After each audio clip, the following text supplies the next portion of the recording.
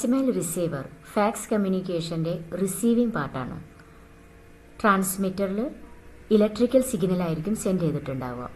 ആ ഇലക്ട്രിക്കൽ സിഗ്നലിൽ നിന്നും ഒറിജിനൽ ഡോക്യുമെൻറ്റിനെ റീപ്രൊഡ്യൂസ് ചെയ്യുന്ന പ്രോസസ്സാണ് ഫാക്സിമൽ റിസീവറിൽ നടക്കുന്നത്.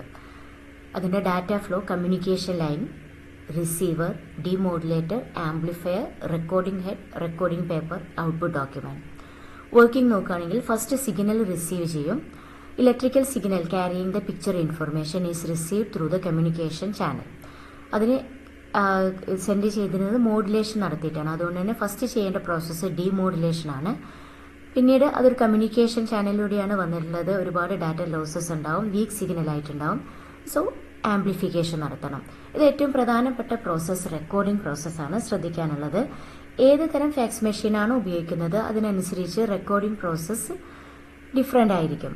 അപ്പോൾ അതിലൊരു മെത്തേഡാണ് തെർമൽ റെക്കോർഡിംഗ്. തെർമൽ റെക്കോർഡിംഗിൽ നമ്മൾ ഹീറ്റ് സെൻസിറ്റീവ് പേപ്പറാണ് ഉപയോഗിക്കുക. ഇലക്ട്രോസ്റ്റാറ്റിക് റെക്കോർഡിംഗിൽ ഇലക്ട്രിക് ചാർജാണ് ഇമേജ് ഫോം ചെയ്യാൻ വേണ്ടിയിട്ട് ഉപയോഗിക്കുന്നത്. മോഡേൺ ഫാക്സ് മെഷീനിൽ ഉപയോഗിക്കുന്നത് ഇങ്ക്ജെറ്റ് ഓർ ലേസർ പ്രിന്റിംഗ് ആണ്. മറ്റു ശ്രദ്ധിക്കാനുള്ള ഒരു കാര്യം സിങ്ക്രണൈസേഷൻ ആണ്. റിസീവർ സ്കാനിംഗ് സിസ്റ്റവും ട്രാൻസ്മിറ്ററിന്റെ സ്കാനിംഗ് സ്പീഡും രണ്ടും സിങ്ക്രണൈസേഷൻ, പെർഫെക്റ്റ് സിങ്ക്രണൈസേഷനിൽ വന്നിരിക്കണം.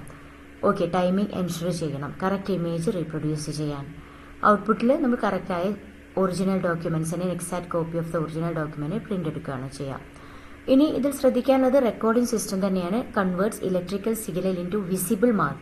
ഈ വിസിബിൾ മാർക്ക് ഏതൊക്കെ തരത്തിലാണെന്നുള്ളത് ഏത് റെക്കോർഡിംഗ് മെത്തേഡാണ് ഉപയോഗിക്കുന്നത് അതിനനുസരിച്ചിരിക്കും. പിന്നെ പേപ്പർ ഫീഡ് മെക്കാനിസം. ഇവിടെ paper moves in synchronization with scanning സ്പീഡുമായി സിങ്ക്രണൈസ്ഡ് ആയിട്ടിരിക്കണം paper feed mechanism. Okay, different recording മെത്തേഡാണ്. തെർമൽ റെക്കോർഡിംഗിൽ ഹീറ്റ് സെൻസിറ്റീവായ പേപ്പർ, അതിൽ ഹീറ്റ് ഹെഡ് ഉണ്ടാവും. അത് ഹീറ്റ് ഹെഡ് ഈ ഡോട്ട്സിൽ ബേൺ ചെയ്യും. അങ്ങനെയാണ് ഹീറ്റ് സെൻസിറ്റീവ് പേപ്പറിൽ ഒറിജിനൽ ഡോക്യുമെൻറ്റ്സിനെ പ്രിൻ്റ് എടുക്കുന്നത്. ഇലക്ട്രോസ്റ്റാറ്റിക് റെക്കോർഡിംഗിൽ ഉപയോഗിക്കുന്നത് ചാർജ് ഡോട്ടാണ്. Charge dot attracts toner particle to form image. Photographic റെക്കോർഡിംഗിൽ ലൈറ്റ് ബീം എക്സ്പോസ് ചെയ്യാണ് ചെയ്യുക. ഇവിടെ ഹീറ്റ് സെൻസിറ്റീവ് പേപ്പർ ആണെങ്കിൽ ഇവിടെ ഫോട്ടോഗ്രാഫിക് ഫിലിമിൻ്റെ മുകളിൽ ലൈറ്റ് ബീം എക്സ്പോസ് ചെയ്യാണ് ചെയ്യുക. പിന്നെ മോഡേൺ മെഷീൻസിലൊക്കെ ഉപയോഗിക്കുന്നത് ലേസർ റെക്കോർഡിംഗ് ആണ്. ഓക്കെ, ഇനി ഇതിൽ ശ്രദ്ധിക്കാനുള്ള അടുത്തൊരു കാര്യം എന്ന് വെച്ചാൽ ഇത് മെയിൻ ലിമിറ്റേഷൻ ആണ് ഇമേജ് ക്വാളിറ്റി തന്നെയാണ്.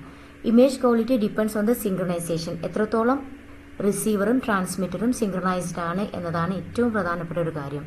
മറ്റൊരു കാര്യം, ഏത് റെക്കോർഡിംഗ് മെത്തേഡാണ് ഉപയോഗിക്കുന്നത്. ഓരോ റെക്കോർഡിംഗ് മെത്തേഡിനനുസരിച്ച് ഇമേജിന്റെ ക്വാളിറ്റി വ്യത്യാസപ്പെട്ടിരിക്കും.